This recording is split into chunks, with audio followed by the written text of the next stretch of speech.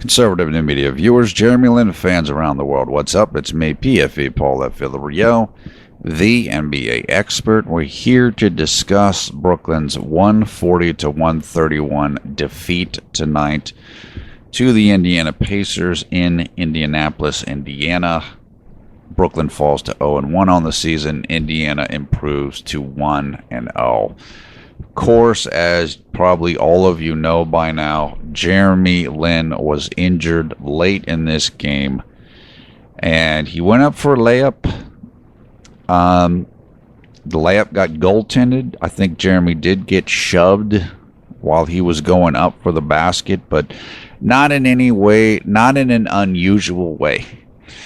Jeremy fell down. He came down. He landed, I guess, a little bit awkwardly, and he hurt his right knee. Apparently, he was in a tremendous amount of pain and was very frustrated as soon as he knew he was hurt, and was apparently saying, quote, "I'm done," to his teammates or to the bench. And the initial diagnosis is a right knee injury. Jeremy was being helped off the floor and then kind of walked off under his own power. Of course, Jeremy in the past did suffer a torn meniscus in his left knee, and that was in the Linsanity season back in 2011-2012.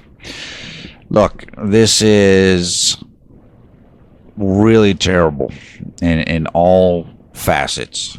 It's horrible for Jeremy. It's horrible for the team. It's just a bad thing all around.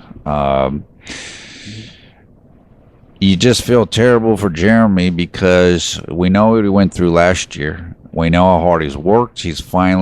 Last year was going to be his breakout year. He had a tremendous year.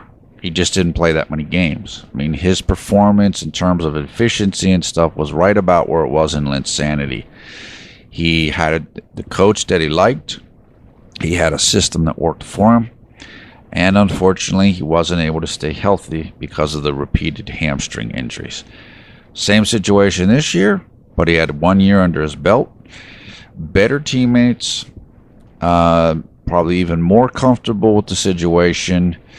And now this. We just hope it's not too bad. Unfortunately, it doesn't sound very good. We're just going to have to wait and see what the diagnosis is. And unfortunately, based upon the reaction and stuff, you would think it's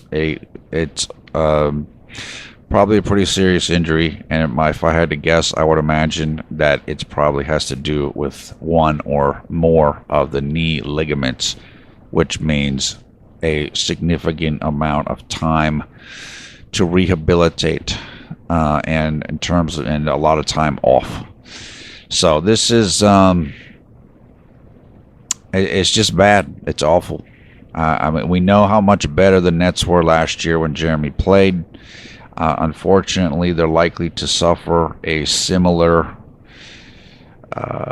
talent drain when Jeremy doesn't play. We know, of course, there are people, and I'm not saying this. I don't want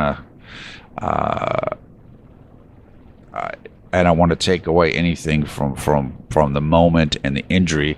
There are people who felt that maybe it would be better, or sometime during this season it would work out best if Jeremy was perhaps traded, or so that Karis LeVert could be put into the starting lineup, and so on and so forth. But even if you think that was a possibility, and I never thought that was really what was going to end up happening, you still lose Jeremy one way or the other. Even if you thought Jeremy might go to the bench, well, now you don't have any Jeremy, including in a sixth man role or anything else. And so you're losing a significant amount of just talent right now. And look, I just feel terrible. Just all our best wishes and thoughts and prayers go out to Jeremy and to his family, and of course to all of his fans and to the team. As I said, this is going to have a significant impact on the fortunes of the team. Now, the team certainly showed tonight that even with Jeremy, there's still more to do. because this is another situation where, and turning back to the game, this is another situation where, like the Philadelphia game in the preseason, the opponent was able to stay with Brooklyn in terms of pace and not get fatigued and not become out-talented in terms of their bench. And, of course, Brooklyn relies a lot on these things. They rely on being more deep than your team is and being able to really bother you and wear you out with pace. And so this was the second straight opponent that they were not able to do that against. And neither of those opponents, Philadelphia nor Indiana, are really considered that good. So that's not, obviously, that's not a great indicator. Now, of course, everything changes with Jeremy getting hurt, and that's become a lesser team. But that was something there, although, to be fair, this is the first game the Nets were playing with one another, with a significantly altered starting lineup and with significantly altered personnel, period. So you would imagine it's going to take them some time to kind of get all the chemistry and get everything sorted out. But, yeah, look, this is, it's really unfortunate. There were nice flashes in this game. You could see what Jeremy was able to do. You were seeing what the team was able to do. You saw the excellence of being able to have somebody as good as Karras coming off the bench and be able to make plays, and the bench being able to make plays. And unfortunately, everything got ruined because Jeremy got hurt. And obviously it's for those of us who are JLin fans, but this has a large effect on the fortunes of the team moving forward. And unfortunately, it has an effect on the perception of Jeremy's career and where his career goes from here. Look, he'll be back, I'm sure. He'll be back. He'll do his rehab. He's still in his prime and whatever, but now people are going to be like, well, can he stay healthy? Now, again, he hasn't, before last year, he hasn't had any major recurring issues. But those questions will be asked. He's going to have to deal with that. As he continues to age as a player, he is going to have to be more and more careful about not taking too much punishment when he drives to the basket. And that's something that all players have to learn, particularly smaller players, guards. As guards get older and older, they have to be more and more careful about getting beaten up because they drive to the basket a lot. So it's something that Jeremy's going to have to work on. Obviously, he's got a long road ahead of him, I would imagine, in terms of rehabilitation and possibly surgery and recovery overall. But these are some of the harsh realities that he's going to have to deal with as he comes back. How much time is he going to miss? Is he going to be able to stay healthy? And so forth as we move forward. Okay, I'm going to talk about, that's the summary of the, look, Brooklyn played well in this game. They did. They just had a couple too many lulls, and they weren't able to impose enough of their will on the game and on the Pacers to be able to get it done. And one of the things that really hurt them in this game, in addition to insufficient defense, was they turned the ball over too many times. They had 22 assists, which is not bad, but they also had 20 turnovers, and that's too many. Indiana had 29 assists, and they shot 52% from the field. So they just weren't able to get enough finished. D'Angelo Russell, 30 points, 5 assists. Very nice outing from him. He's looking very good, and credit to him. Of course, when you're playing at a pace this high, about 114 or so was the pace of this game, maybe even more, people are going to score a lot of points. There's more possessions to be had. That means everybody's going to fill up the stat sheet a little bit more than they would have otherwise. Second leading scorer for the Nets, Trevor Booker, 20 points, 10 rebounds. Third leading scorer was Jeremy, 18 points, no rebounds, 4 assists.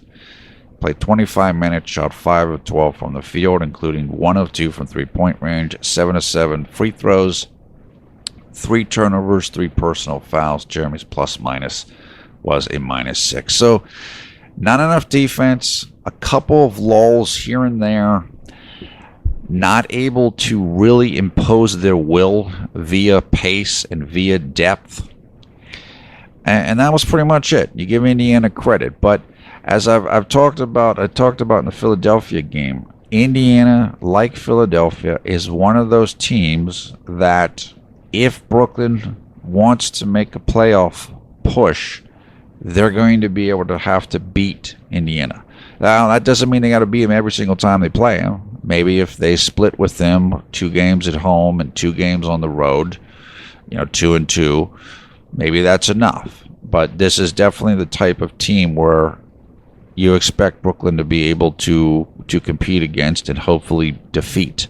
Maybe it's different if Jeremy finishes the game. I'm sure it would have been different. But still, there were no signs that Brooklyn was going to pull away in this game or really be able to handle Indiana. And I guess that's a little bit disappointing in some respects, although, as I said earlier, this was the first game of the season and the team is still getting chemistry. That's the summary. We obviously gave the summary of Jeremy's night, gave the summary of the game. Just go over a couple of notes that I made during the game. There was a very nice period in the second quarter where Brooklyn went on a 9-0 run. Jeremy and D'Angelo were in together, and the offense looked outstanding. And you could see there's been discussions about how can Jeremy and D'Angelo play well together? And this was a sequence where they were playing exceptionally well together. They looked fantastic. The ball was moving. The offense looked smooth. Everything was going well. So that was really good. Number 2, in the third quarter, number 2 of my notes, in the third quarter, there's a point where Brooklyn started, and they did this a few times in the game where they played a full court defense, like a pressing defense, where you pick up full court after you make a basket. That's another tactic that you can use, particularly when you are a deep team. If you have the depth and you have more energy, or you're hoping to have more energy than your opponent, then playing press defense is one way to get an advantage with that. They did have some nice moments with it, but as a kind of overall, they were not really able to use the depth to a significant advantage tonight. And like I said, that's I'm not going to say it's worrisome, but it's maybe a slight bit surprising. It's a little bit unfortunate, I guess is a way to say it. I should also mention that the team played 10 men tonight. We talked about last year they would usually play 11 men. So coach scaled back a little bit, and so the people who did not play tonight, I don't know who, the people that were inactive tonight, the 2 players who were inactive were Isaiah Whitehead and Tyler Zeller. So the 3 players who were active, who did not play, were Jarrett Allen, Sean Kilpatrick, and Joe Harris. As we talked about before, my guess is that Kilpatrick is number 13 on the roster. Joe Harris and Jarrett Allen are fighting to see who is number 11 and who is number 12. Now, tonight it didn't matter who was number 11 because only 10 men played, although, of course, with Jeremy hurt, now somebody's moving up in the rotation. So that will obviously change what the depth chart looks like. But that was something else to note in terms of how the depth is and who played and who did not play. Brooklyn also struggled a bit in this game with the Pacers' size. Now, to be fair, Brooklyn did not get extremely out-rebounded in this game. They did lose the rebound battle 47-43, and the Pacers did have 3 more offensive rebounds in this game. But I thought where it showed up a bit more was just on defense. Like Sabonis and Miles Turner were able to get a bit more advantage on the interior in this game than you would like to see. And of course, Brooklyn is often going to play pretty small because some of their smaller lineups, like with Quincy Acee or Trevor Booker at center, give them a larger advantage. They're better lineups, and they're quicker and they're more athletic. They can shoot the ball better and so forth. But as everybody knew coming into this season, Brooklyn's weakness is in the middle. And so we did see a little bit of that in this game as well, and it's probably something that Brooklyn's going to have to deal with during the season, at least until Jarrett Allen develops more to such that Coach Atkinson feels he can play him more frequently. Okay, I mentioned earlier that there are still concerns with, you still have a lot of youth on this team. There still are some issues with chemistry where guys just aren't used to playing with one another quite yet.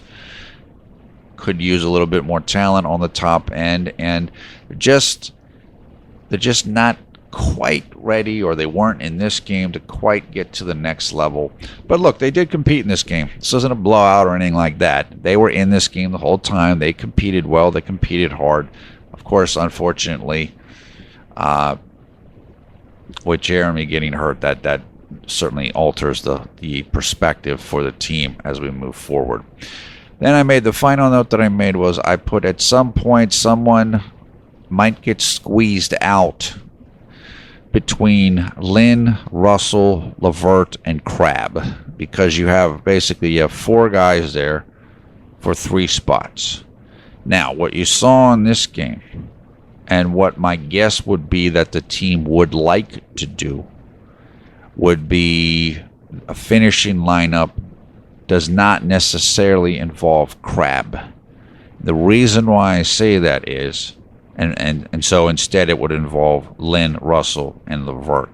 The reason why you would do that is because those 3 are playmakers. Those 3 can dribble, can handle, and can make passes. And Allen Crabbe cannot, even though Allen Crabbe is a fantastic shooter.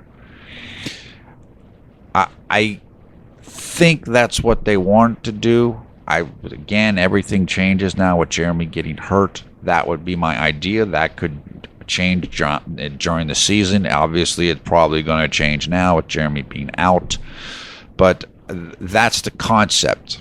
And again, following the example of the Warriors and what you're seeing more and more around the league, you want as many playmakers on the court at one time as you can get, particularly down the stretch of the game.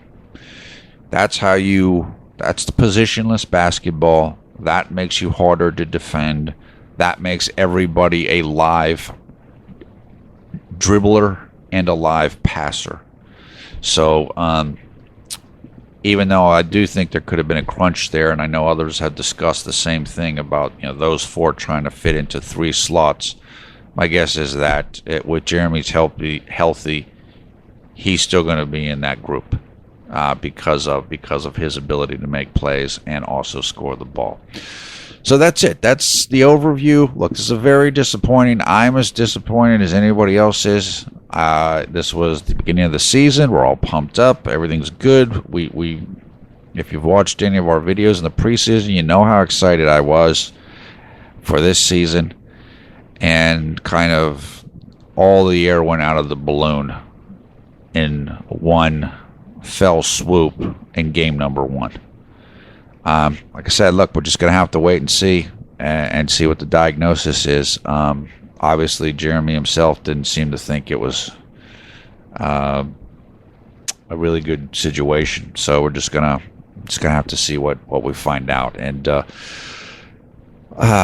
next game coming up is 2 days from now, Friday, October 20th, against Orlando. That will be the home opener in Brooklyn. It will take place at 7:30 p.m.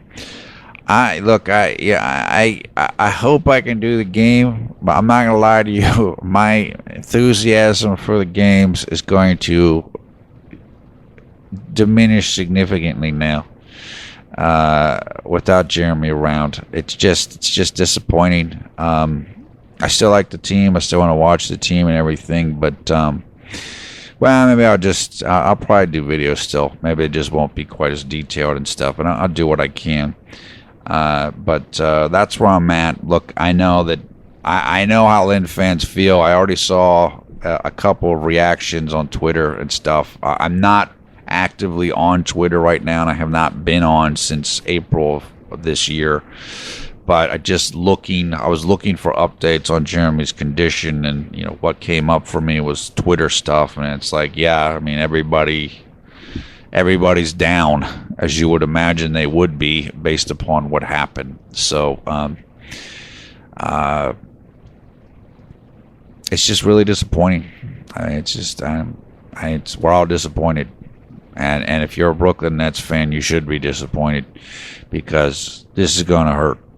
This is going to change things in a negative way, and I mean that's what it is. On the other hand, on the upside, Karis LeVert and others will get more time now. They will get more of a chance to play, and they will get more of a chance to develop. So that's the positive lining here. But it's a shame. It's really a shame, and I really feel bad for Jeremy. Just everything he's done and all the hard work, and now we have to deal with this. So that is it for now. Hope you're having a great night or great day, or as much as you can, given this what happened in this game. But I will try to make a video on Friday if I'm able to make one, and we'll just take it from there. So until then, have a good 48 hours or so, and we will try to talk with you on Friday, October 20th. Hopefully after the Brooklyn Nets win their home opener against the Orlando